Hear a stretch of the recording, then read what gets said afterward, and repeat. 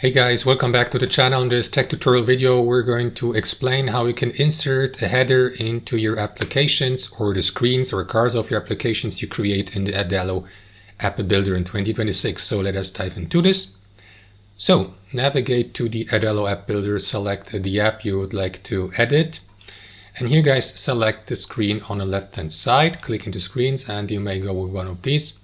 So that's one option, or you use that plus button here in the top left corner and switch from the Components tab to Sections.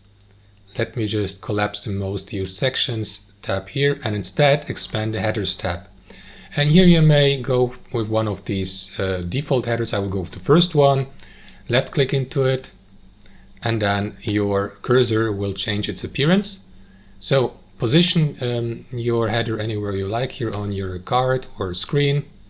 And that's it. Now you can double click into the text, the heading, the subheading, resize the header, position it by using that handle here, go through this setup here to the left, customize the section styles, and so on and so forth, add more components to the header like background images.